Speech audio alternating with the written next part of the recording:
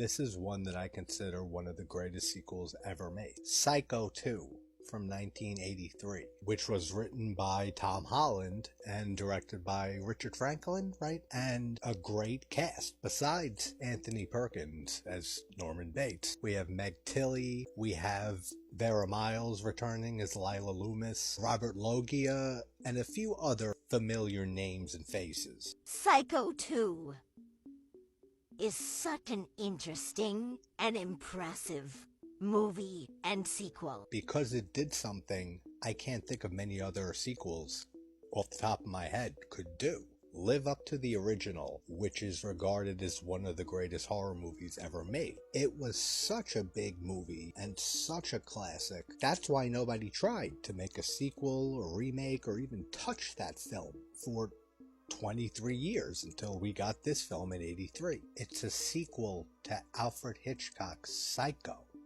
That's a daunting task for anybody, and that's why nobody tried. They thought it was impossible. And they were wrong with how great this movie turned out. Anthony Perkins' performance in this film, I think he does better than his performance in the original Psycho. And that might get some darts thrown at me or some shit. I really do think his performance in Psycho 2 is better than the original. Like when he's on the phone, and I forget her character's name, Meg Tilly, is on the phone with him, saying, "Norman, hang up, this is not your mother." And that look on his face. And his eyes, how they just go like vacant, and they stare in the distance, like he's not really there anymore. I'm sorry, Mother. I didn't mean to insult you. Norman, stop it. This is not your mother. Hello. Hello, Lila? Lila, are you there? There's no one on the line. Hello? Yes, Mother. I'm sorry we were interrupted. Norman, there's no one there. Yes, Mother.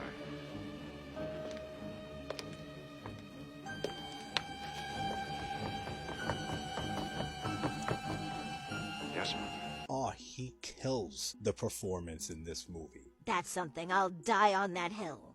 His performance is better than the original Psycho. This film just has everything that a sequel should have, and executes it perfectly. The script is great. All of the world building and the history of the character we already know from the original very, very well from how big of a film that was. So they can easily just expand upon it. And they did another risky move here, like Hitchcock did in the first film by killing off Marion Crane within the first half hour.